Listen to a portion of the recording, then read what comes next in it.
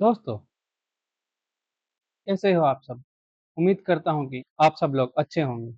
तो आज हम पहुँच चुके हैं हमारे 11th क्लास की एनसीईआरटी इकोनॉमिक्स की चैप्टर सेकंड के थर्ड पार्ट पर, जिसमें हम बात करेंगे 1950 से लेकर 1990 तक की इंडस्ट्री और उसके और ट्रेड के बारे में। कि जो 5 इयर्स प्लान हमने गवर्नमेंट ने बनाए थे, उन उन प्लान्स के लिए जो जो ऑब्जेक्टिव रखे गए, क्या उन ऑब्जेक्टिव्स को पूरा कर लिया गया? और इंडस्ट्री एंड ट्रेड की क्या स्थिति थी 1950 से लेकर 1990 तक के बारे में। तो कहते हैं कि अगर कोई भी पुअर नेशन है, अगर उसके पास गुड इंडस्ट्रियल सेक्टर है, तो प्रोग्रेस कर सकता है। कैसे? इंडस्ट्री की कुछ खास बातें हैं, जैसे ये क्या करता है, स्टेबल एम्प्लॉयमेंट प्रोवाइड करता है इन कंपैरिजन टू एग्रीकल्चर। ठीक है। और ये प्रमोट करता है क्या, मॉडर्नाइजेशन और ओवरऑल प्रोस्पेरिटी। इसलिए हमारे 5 इयर्स प्लान में बहुत ज्यादा फोकस किया गया इंडस्ट्रियल डेवलपमेंट पर। आप देखोगे यूएसए में इंडस्ट्रियल सेक्टर बहुत अच्छे तरीके से ग्रो किया हुआ है, ऐसे ही चाइना में। क्योंकि अगर बात करें हम एम्प्लॉयमेंट जनरेशन में, तो इंडस्ट्री एंड ट्रेड में का बहुत बड़ा योगदान होता है किसी भी देश के एम्प्लॉयमेंट जनरेशन में, और ये स्टेबल एम्प्लॉयमेंट प्रोवाइड करवाता है। तो इंडिपेंडेंस के समय हमारे पास क्या थे, कुछ नैरो सेक्टर था इंडस्ट्रीज का। नैरो सेक्टर मतलब कि बहुत थोड़ी बहुत ही इंडस्ट्री थी, जैसे हम पहले फर्स्ट चैप्टर में पढ़ चुके हैं। जैसे कॉटन और टेक्सटाइल मिल्स थे, जूट टेक्सटाइल मिल्स थे, और दो फर्में, दो जगह पर आयरन एंड स्टील्स की फर्में थी। वो दो जगह कौन सी थी? एक तो जमशेदपुर, यहाँ पर क्या था, टाटा, इसको कंपनी है, Tata iron and steel company. ठीक है। और दूसरी जगह कौन सी थी? कोलकाता। ये बहुत ही थोड़ा सा ही इंडस्ट्रियल बेस था उस समय भारत के पास, जब हम आजाद हुए। तो धीरे धीरे क्या हुआ कि हमें अब जरूरत पड़ने लग गई कि हमें एक्सपेंड करना होगा हमारे इंडस्ट्रियल बेस को। क्योंकि हमें क्या चाहिए था, हमें, हमारे लोग बहुत गरीब थे, उनको काम चाहिए था। तो हमें मतलब कि हमें स्टेबल एम्प्लॉयमेंट चाहिए थी, हमें ग्रोथ भी लानी थी इकोनॉमी में। तो अब हम बात करते हैं private and public and private sector in industrial development. तो पॉलिसी मेकर्स जो थे हमारे भारत के, उनके सामने एक बिग क्वेश्चन था। किस चीज को लेकर? गवर्नमेंट और प्राइवेट सेक्टर के रोल को लेकर। एक तरफ गवर्नमेंट, एक तरफ प्राइवेट। इस सेक्टर से हमारे जो पॉलिसी मेकर थे वो बहुत डर रहे थे। अगर इस सेक्टर को ज्यादा एम्फेसिस किया गया और इसका रोल ज्यादा बढ़ गया गवर्नमेंट के मुकाबले, तो भारत का हाल फिर से वही गुलामी वाला हाल हो सकता था। क्योंकि वो डरते थे, क्योंकि ईस्ट इंडिया कंपनी वो एक प्राइवेट कंपनी थी, वो एज ए कंपनी व्यापार करने के लिए आई थी और उसने भारत को गुलाम कर दिया था। ये एक बहुत बड़ा फियर था हमारे पॉलिसी मेकर्स के दिमाग में। तो इन्होंने क्या किया, अब हम, तो अब पॉलिसी मेकर क्या करेंगे, इसको क्या करेंगे कोशिश, अगर जिस चीज का आपको डर है तो उसको क्या करोगे, लेकिन आपका उसके बिना काम भी नहीं चल रहा, तो उसको आप अपने अंडर कंट्रोल करने की कोशिश करोगे। तो यही कुछ हमारे पॉलिसी मेकर्स ने किया कि इसको हम ग्रो तो करेंगे, लेकिन गवर्नमेंट के कंट्रोल में रहते हुए इसको कंट्रोल किया में ही इसको ग्रोथ दी जाएगी। अगर ये ज्यादा होगा, अगर प्राइवेट सेक्टर नुकसान करने लगेगा, तो हम क्या करेंगे, इसको नेशनलाइज कर सकते हैं प्राइवेट सेक्टर्स की कुछ कंपनीज को। अब आने वाले चैप्टर में देखेंगे कैसे नेशनलाइज कुछ कंपनीज को इन्होंने किया भी, लेकिन उसके रीजंस कुछ अलग थे। तो बात करते हैं कि इंडियन इंडस्ट्रियलिस्ट जो थे, आजादी के समय उनके पास ना तो कैपिटल थी, ना ही भारत में उस समय कोई बड़ी मार्केट थी। तो स्टेट को क्या करना पड़ा, एक बड़ा ही एक्सटेंसिव रोल प्ले करना पड़ा। तो मतलब कि गवर्नमेंट क्या करेगी, इनको कैपिटल भी प्रोवाइड करवाएगी और मार्केट क्रिएशन में भी इनकी हेल्प करेगी। अगर आप मान लो कोई भी कंपनी खोलना चाहते, उसके लिए क्या क्या चाहिए, पैसा चाहिए। और दूसरी बात, आपका जो प्रोडक्ट है उसको, उसके लिए एक मार्केट चाहिए। तो गवर्नमेंट ने क्या किया, कैपिटल भी प्रोवाइड करवाएगी और मार्केट भी। ठीक है। अब हम सोशलिस्ट लाइन पर जा रहे थे, स्टेट कंट्रोलिंग करेगा किसको, प्राइवेट सेक्टर। ये हमारे सेकंड 5 ईयर्स प्लान में पुट किया गया। उसके बाद बात करते हैं हम इंडस्ट्रियल पॉलिसी रेजोल्यूशन, ये 1956 में लाया गया। इसका बेसिस जो है इंडस्ट्रियल पॉलिसी रेजोल्यूशन का सेकंड 5 ईयर प्लान के तहत बनाया गया था। किसके पैटर्न पर? सोशलिस्ट पैटर्न के ऊपर इसको बिल्ड किया गया था। इसके अंतर्गत क्या था कि इंडस्ट्रीज को 3 सेक्टर में डिवाइड कर रहे थे। पहला, जो सिर्फ स्टेट ओन होगी, मतलब गवर्नमेंट गवर्नमेंट ही उनको ओन करेगी या गवर्नमेंट का ही पूरा अधिकार होगा। दूसरा, जिसमें प्राइवेट और पब्लिक सेक्टर दोनों मिलकर स्टार्ट करेंगे एक नई यूनिट को, मतलब कि दोनों ही उसमें काम करेंगी, लेकिन स्टार्ट करना उस यूनिट को ये सिर्फ एक स्टेट की ही रिस्पॉन्सिबिलिटी होगी। तीसरी जो कैटेगरी है वो है प्राइवेट सेक्टर की।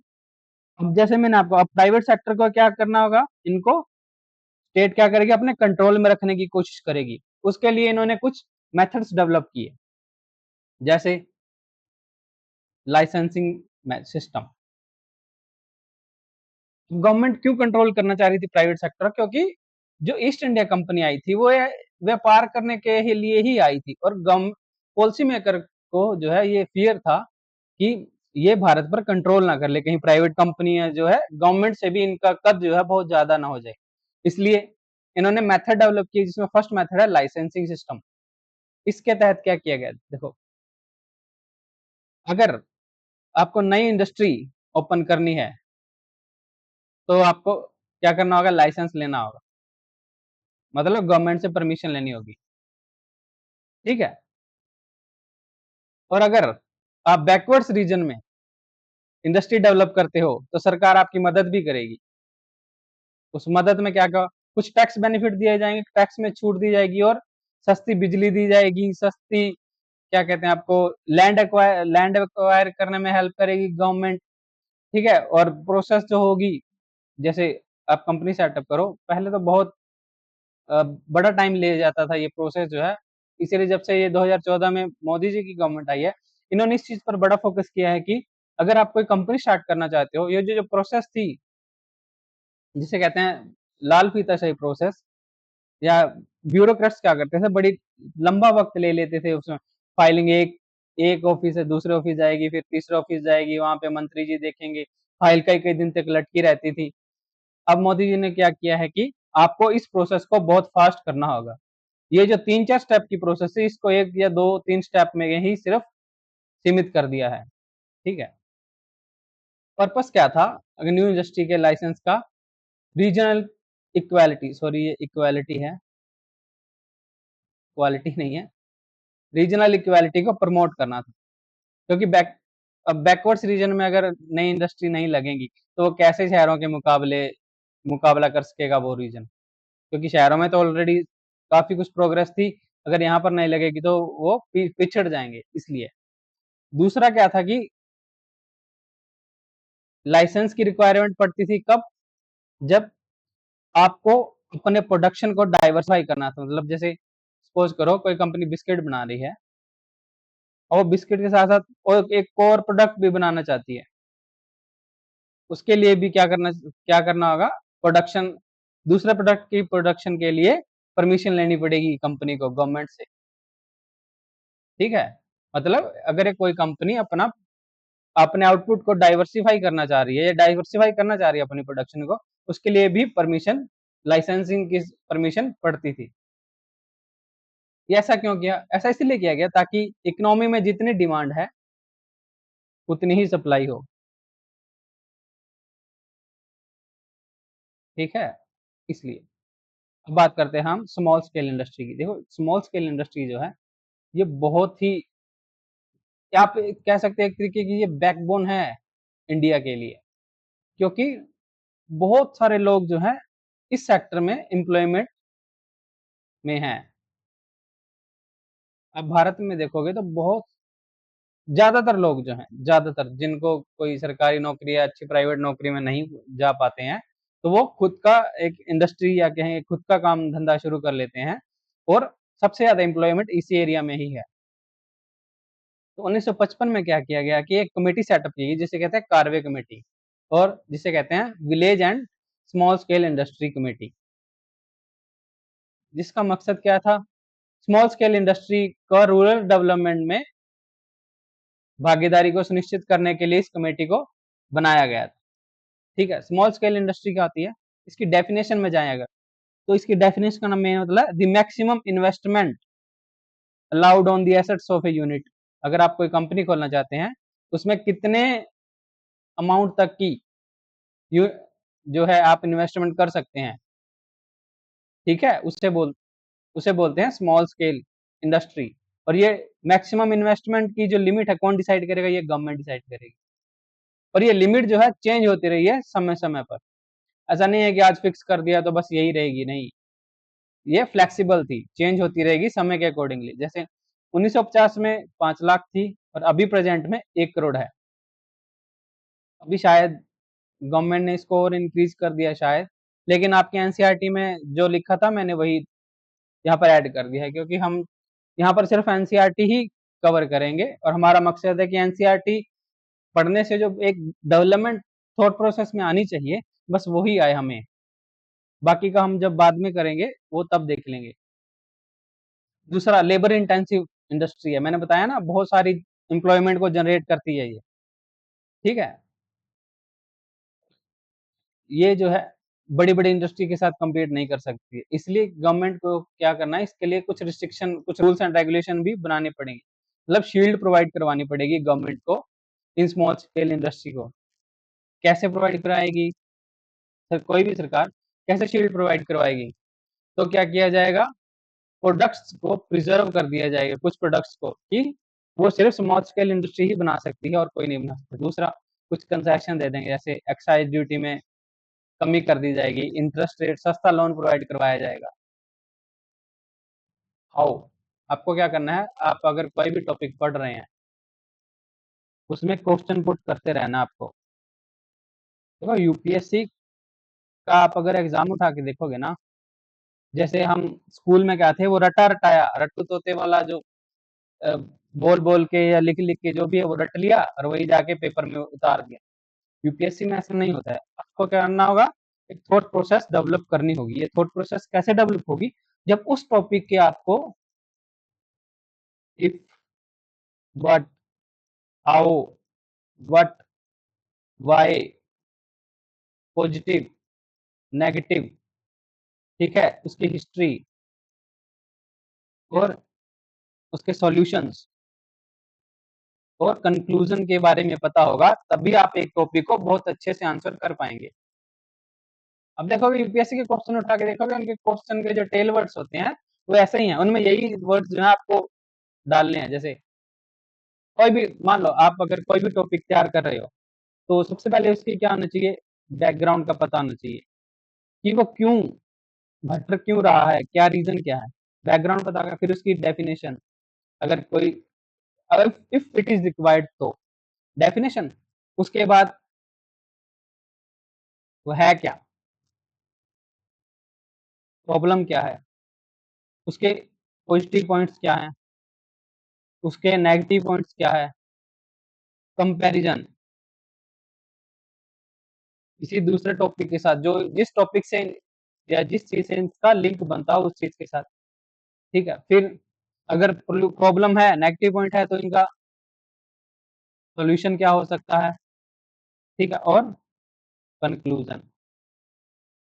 अगर आप किसी भी टॉपिक को इस तरीके से तैयार कर लेते हो मेंस के लिए, ये मेंस की बात कर रहा हूँ, पीटी में तो बहुत कुछ देखना पड़ता है यार, ठीक है, तो आपका वो टॉपिक है बहुत अच्छा, कह सकते हैं कि आप उसको बहुत अच्छे से कवर कर सकते हो। हालांकि मुझे मैं इस टॉपिक पर भी एक वीडियो बनाऊंगा 10-15 मिनट की, कि कैसे आप किसी भी टॉपिक को बहुत अच्छे से प्रिपेयर कर सकते हो। जब हम प्रिपरेशन करते थे तो हमें उतना चीजें डिटेल में बताई नहीं जाती थी, बस ये कहते थे एक टॉपिक को प्रिपेयर कर लो बस अच्छे से, और बस ये नहीं बताते कि उसमें क्या क्या प्रिपेयर करने लायक है, क्या क्या नहीं। तो हम बात करते हैं हमारी ट्रेड पॉलिसी, जिसको कहते हैं इम्पोर्ट सब्सटीट्यूशन। इम्पोर्ट सब्सटीट्यूशन का मतलब होता है, देखो सब्सटीट्यूशन का मतलब क्या होता है, दूसरी चीज कोई, सब्सटीट्यूट, एक चीज का दूसरी पूरक चीज। तो इसका क्या मतलब है, इसका मतलब है कि जो जो आइटम हम इंपोर्ट कर रहे हैं दूसरे देश से, उन आइटम्स को हम हमारी कोशिश रहे कि हम इंडिया में ही बनाएं, उनका प्रोडक्शन किया जाए, मतलब इंपोर्ट का सब्स्टिट्यूशन करना, उसे बोलते हैं इंपोर्ट सब्स्टिट्यूशन। तो शुरुआत के सात सात जो 5 ईयर प्लान थे, उनमें फोकस था एक स्ट्रैटेजी पर, जिसे पता है इनवर्ड लुकिंग ट्रेड स्ट्रैटेजी, जिसको कहते हैं, which is also known as a import substitution strategy. Aim क्या था? रिप्लेसिंग और substituting imports with domestic production, मतलब कि जो हम माल इंपोर्ट कर रहे हैं उसको डोमेस्टिकली प्रोड्यूस किया जाए और उस इंपोर्ट को खत्म किया जाए। ठीक है, कैसे होगा? गवर्नमेंट क्या करेगी? प्रोटेक्ट करेगी डोमेस्टिक इंडस्ट्री को। गवर्नमेंट का बहुत इंपॉर्टेंट रोल होता है इस चीज में। अंग्रेजों ने हमारी इंडस्ट्रीज को प्रोटेक्ट नहीं किया है, इस वजह से हम हमारी जो इंडस्ट्रीज हैं उनका इतना बुरा हाल है। अगर वहां पर हमारी सरकार होती तो वो प्रोटेक्ट करती हमारी इंडस्ट्रीज को, और हमारी इंडस्ट्रीज का इतना बुरा हाल नहीं होता। तो अब गवर्नमेंट का एक इम्पोर्टेंट रोल होता है, तो गवर्नमेंट क्या करेगी? प्रोटेक्ट करेगी डोमेस्टिक इंडस्ट्री को फॉरेन कंपटीशन से। अब प्रोटेक्शन कैसे किया जाएगा? तो उसके दो तरीके हो सकते हैं। पहला, टैरिफ। मान लो हम यूएसए से चिप, जैसे आजकल चिप बहुत चर्चा में है, चिप मंगाते हैं जैसे, ठीक है। और अब क्या हुआ कि कुछ समय बाद मान लो इंडिया में भी प्रोडक्शन होने लग गया है, तो ये जो चिप आएगी, इसको क्या करेंगे? इस पर क्या कर देंगे? हम टैक्स लगा देंगे, कुछ कस्टम ड्यूटी या जो भी टैक्स है वो लगा देंगे, और उससे क्या हो जाएगा? ये चिप जो है महंगी हो जाएगी इन कंपैरिजन टू इसके। तो लोग क्या करेंगे? इसका यूज करना शुरू कर देंगे, इसको नहीं कर देंगे। या कोटा सिस्टम लगा देंगे, मतलब कि एक देश से एक सर्टेन अमाउंट तक की या एक सर्टेन नंबर तक की आप क्या कर सकते हो? प्रोडक्ट को मंगवा सकते हो, उसके ज्यादा, उससे ज्यादा, उस लिमिट से ज्यादा आप प्रोडक्ट को नहीं मंगवा सकते हो एक देश में। ठीक है, ये टैरिफ और कोटा सिस्टम, दो सिस्टम है प्रोटेक्शन के लिए। कौन से? एक टैरिफ, दूसरा कोटा सिस्टम। ठीक है, अब इन पॉलिसीज का इफेक्ट क्या हुआ इंडस्ट्रियल डेवलपमेंट में? ठीक है, तो फर्स्ट 7 5 ईयर्स प्लान की बात करें अगर, तो जो रिजल्ट हुआ इन सब पॉलिसीज का इंडस्ट्रियल सेक्टर में, वो इम्प्रेसिव था। कैसे? इंडस्ट्रियल सेक्टर का कंट्रीब्यूशन जो है जीडीपी में, वो इंक्रीज हो गया। कितना? 1950 से 51 में 18.8% था, लेकिन 1990 से 91 में ये बढ़कर कितना हो गया? 24.6% हो गया। कितना वृद्धि हुई? 12 पॉइंट समथिंग की वृद्धि हो गई, मतलब डबल ही हो गया, एक तरीके डबल से ज्यादा हो गया। ठीक है, एनुअल ग्रोथ रेट कितनी रही? 6% तक रही इस पीरियड में। ठीक है, इंडस्ट्रियल सेक्टर क्या होगा? डाइवर्सिफाई होगा। मतलब पहले क्या क्या हम मेन प्रोडक्शन क्या क्या कर रही थी हमारी इंडस्ट्री? पहले जूट की मिल थी, ठीक है, कॉटन की मिल थी, और आयरन एंड स्टील की थी। अब क्या करने लग गया? अब और भी जो है इंडस्ट्रीज आ गई प्लेइंग फील्ड में, और भी इंडस्ट्रीज का डेवलपमेंट हुआ। जैसे कोयला एंड माइनिंग, कोल्स का प्रोडक्शन हम करने लग गए। नेचुरल रिसोर्सेज का, हमारे एग्रीकल्चर की प्रोडक्शन भी बहुत अच्छे से होने लग गई थी। ठीक है, डिफेंस सेक्टर भी हमारा थोड़ा बहुत इंक्रीज होने लग गया था। तो ये कुछ सेक्टर है। तो स्मॉल स्केल इंडस्ट्री जो है, उन्होंने अपॉर्चुनिटी दी ऐसे लोगों को जिनके पास कैपिटल नहीं थी, कि वो अपना एक नया बिजनेस शुरू कर सकते हैं। कुछ लोग होते हैं वो अपना बिजनेस स्टार्ट करना चाहते हैं, लेकिन पैसे नहीं होने की वजह से वो नहीं कर पाते। तो स्मॉल स्केल स्केल इंडस्ट्री का जब कंसेप्ट लेके आए गए, तो उससे क्या हुआ कि उन लोगों को एक अपॉर्चुनिटी दिखी कि हाँ ठीक है, हम भी क्या कर सकते हैं, गवर्नमेंट हमें सस्ता लोन प्रोवाइड करवा रही है, हम लोन लेकर के छोटी मोटी इंडस्ट्री खड़ी कर सकते हैं और अपना बिजनेस स्टार्ट कर सकते हैं। और क्या हुआ इन पॉलिसी का फायदा? इंडिजिनस इंडस्ट्रीज की डेवलपमेंट हुई, क्योंकि गवर्नमेंट ने क्या किया? प्रोटेक्शन प्रोवाइड करवाई थी इन इंडस्ट्रीज को, इसलिए इंडिजिनस इंडस्ट्रीज का भी डेवलपमेंट हुआ। अब क्या है, कुछ इकोनॉमिस्ट क्या कर रहे हैं? क्रिटिसाइज करते हैं इसको, किसे? पब्लिक सेक्टर के कंट्रीब्यूशन को इकोनॉमी की ग्रोथ में। क्यों? बिकॉज पब्लिक सेक्टर भी क्या कर रहा था, कुछ आइटम्स को प्रोड्यूस कर रहा था और उन क्या किया, मोनोपोलाइज कर लिया। प्राइवेट पब्लिक सेक्टर का मोनोपोली हो गई उस सेक्टर में, जैसे टेलीकम्युनिकेशन सेक्टर और मॉडर्न ब्रेड इंडस्ट्रीज में। और हमारी 4 दशक तक प्लान डेवलपमेंट इकोनॉमी में कोई ज्यादा जो है डिफरेंस क्रिएट नहीं कर पाएगी। पब्लिक सेक्टर अकेले क्या कर सकता है और प्राइवेट सेक्टर अकेले क्या कर सकता है। जैसे पब्लिक सेक्टर जो है नेशनल डिफेंस में भी कंट्रीब्यूशन दे रहा था और प्राइवेट सेक्टर को भी मैनेज कर रहा था, बल्कि होटल चला रही थी सर प्राइवेट सेक्टर, और गवर्नमेंट्स भी होटल रन कर रही थी। ठीक है, मतलब जो काम प्राइवेट सेक्टर कर सकता था, गवर्नमेंट पब्लिक सेक्टर भी वो काम कर रहा था, ये स्कॉलर्स का कहना है। तो कुछ स्कॉलर्स ने आर्ग्यूमेंट किया कि स्टेट को क्या करना चाहिए, इन सेक्टर से अपने आप को पीछे, हाथ अपने पीछे खींच लेनी चाहिए, जिनको प्राइवेट सेक्टर इजीली रन कर सकता है या प्राइवेट सेक्टर जो है सर्विस प्रोवाइड करा सकता है। लेकिन क्या है कि कई सारी पब्लिक पीएसयू जो है वो लॉस में चल रही थी, लेकिन उनको क्लोज नहीं कर सकते थे हम। ठीक है, और कुछ प्राइवेट सेक्टर्स जो भी थे वो भी प्रॉफिट जनरेट नहीं कर रहे थे, लेकिन उनका हमने क्या किया, नेशनलाइजेशन कर दिया गया। क्यों? क्योंकि हमें वर्कर्स की जॉब को भी तो सिक्योर करना था। पब्लिक सेक्टर का उद्देश्य मतलब ये नहीं है कि अगर प्राइवेट सेक्टर सॉरी पब्लिक